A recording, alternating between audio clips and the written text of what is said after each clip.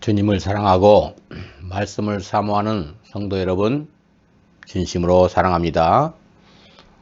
오늘은 영적 각성을 위한 영산의 말씀 21번째, 오늘날 우리에게 일용할 양식을 주옵시고 잘하는 말씀을 대언해 드리겠습니다. 평생 먹을 양식을 쌓아놓은 사람들에게는 이 기도가 무의미해 보일 것입니다.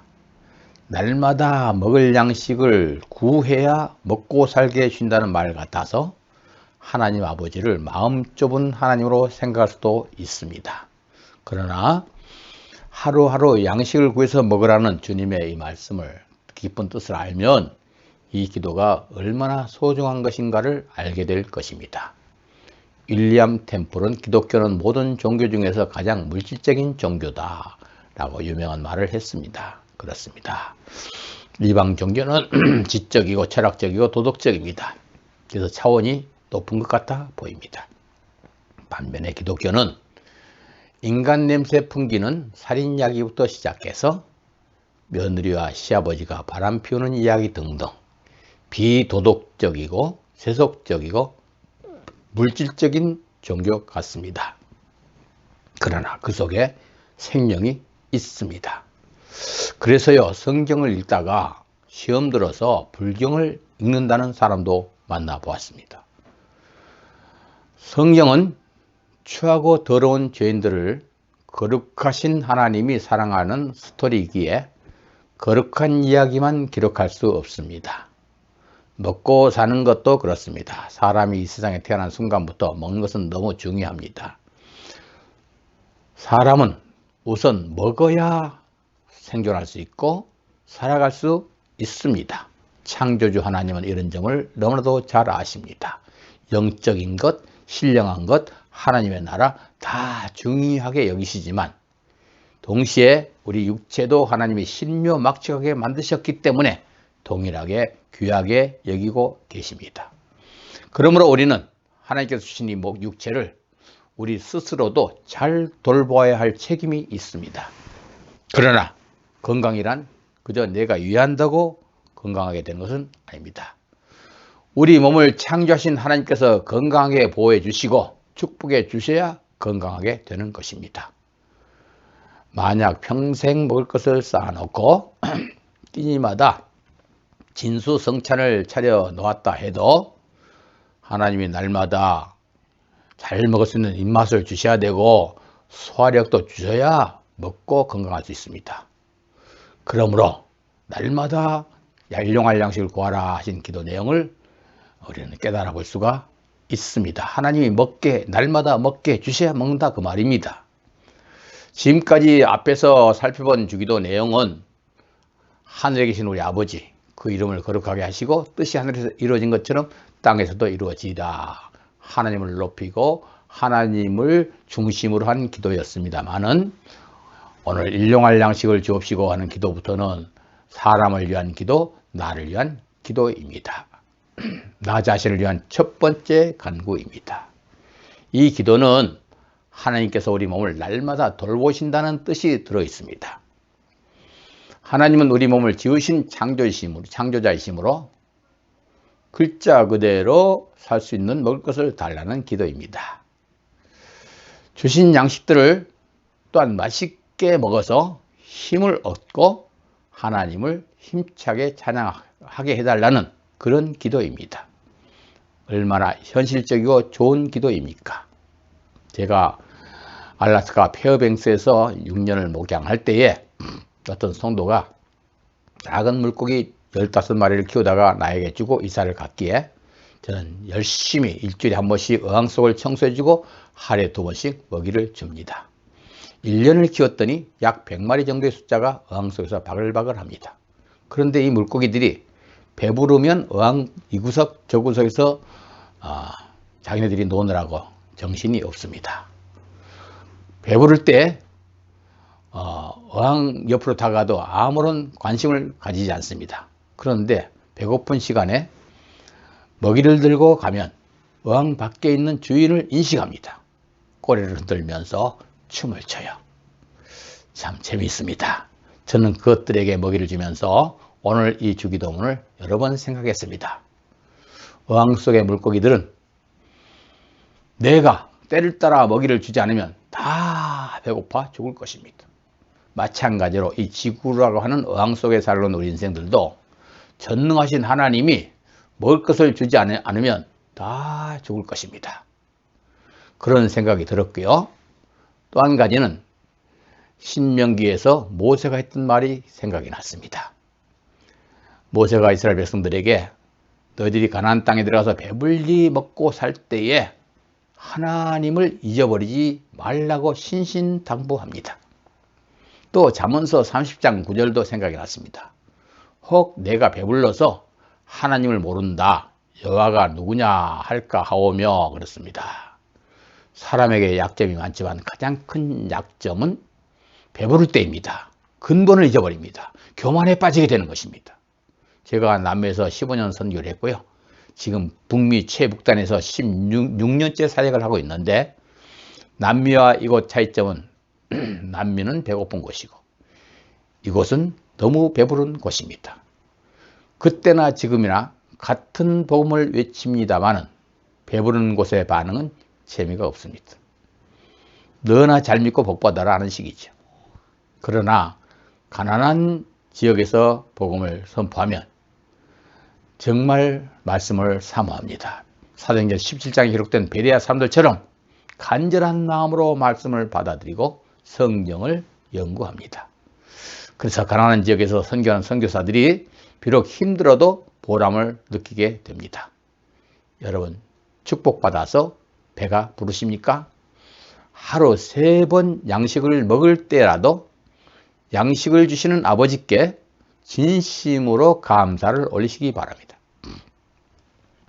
우리가 먹는 양식은 모두가 하나님의 생명인 것을 알아야 됩니다.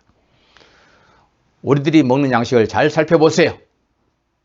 하나님께서 사랑하는 자들의 몸을 돌보기 위해서 바다와 땅 위의 온갖 물고기, 동물, 식물들을 살게 하셨고 그것들의 씨앗 속에 생명들을 넣어주셨고 그것들을 번성케 하시고 키우셔서 때에 따라 우리에게 주심으로 우리가 그 생명들을 날마다 먹고 삽니다.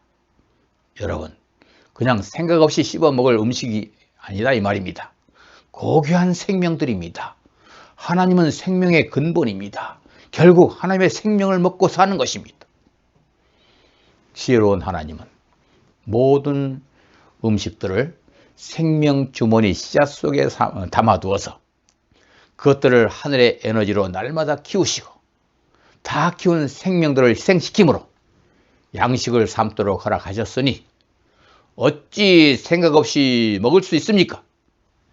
그러므로 일용할 양식을 구하는 것은 하나님이여 다른 생명을 희생시키사 내 생명을 보존해 주옵소서 하는 말과 같은 것입니다. 양식에는 두 종류가 있습니다. 육신을 위해 먹는 양식, 영혼을 위해 먹는 양식. 사람은 육신과 영혼으로 창조되었습니다. 육신도 생명이 있고 영혼도 생명이 있습니다. 생명이 있는 것은 모두 먹어야 살게 되어 있죠.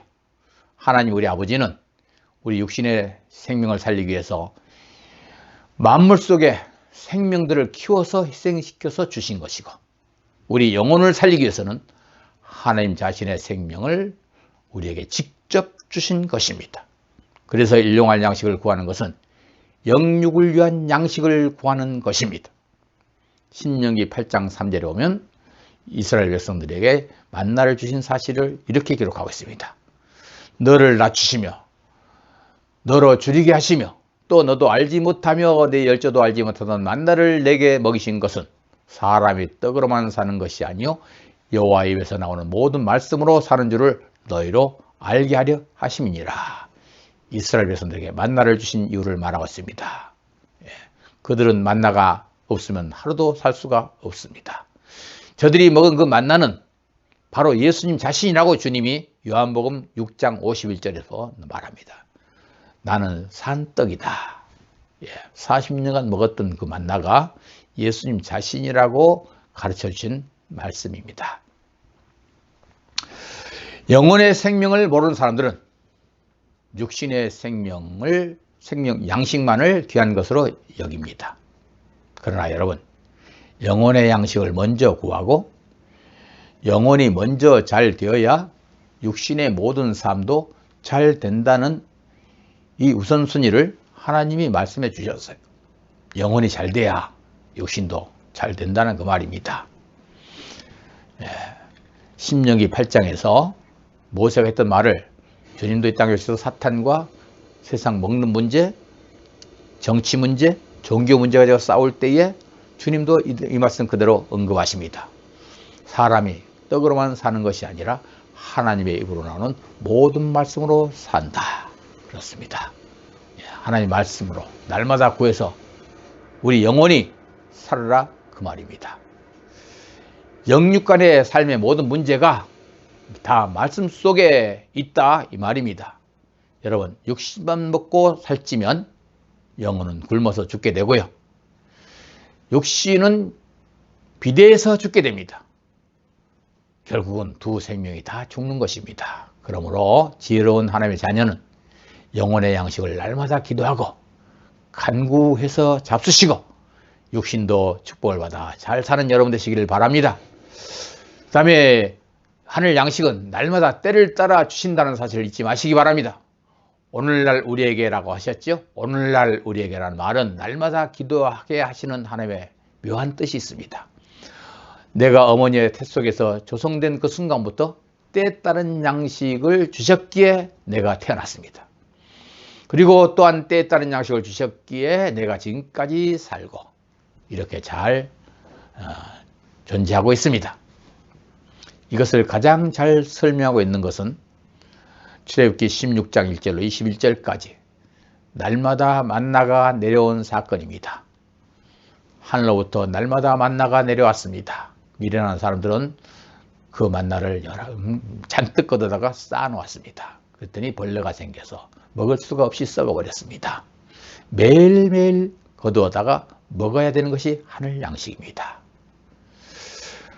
만일 내일 만나가 내리지 않다면 내가 어떻게 되는 것입니까? 굶어 죽을 수밖에 없습니다. 그야말로 날마다 허락하신 말씀, 하나님의 말씀 속에 양식을 날마다 구해서 잡수세요. 영혼의 양식, 육신의 양식은 다 하나님의 말씀 속에서 나옵니다.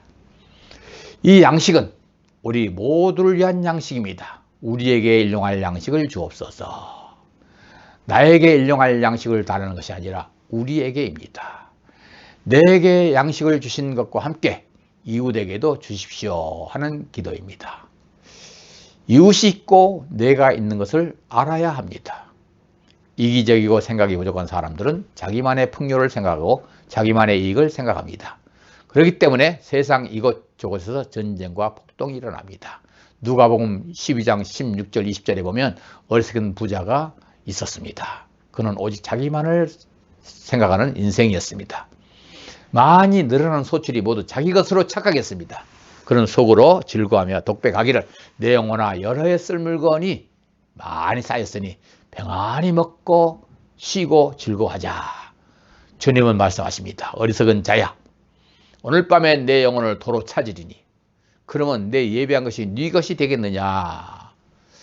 이 세상에서는 자기들만을 위하는 사람들 때문에 종말이 속히 오는 것입니다. 사랑하는 성도 여러분 잘 아셨죠?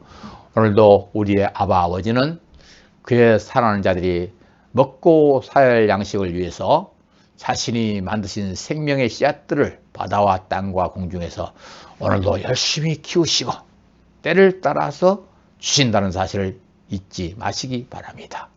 그리고 우리의 영혼을 양식으로 해야 하나님 자신의 생명을 이 땅에 직접 오셔서 주셨습니다. 그 생명의 양식을 말씀에다 담아서 날마다 구하는 자에게 아낌없이 공급해 주십니다. 우리는 이 사실을 잘 알고 기도함으로 영원히 부족함이 없이 살아가는 복된 하나님의 자녀들이 되시기를 축원하면서 오늘 말씀 여기서 마치겠습니다. 감사합니다.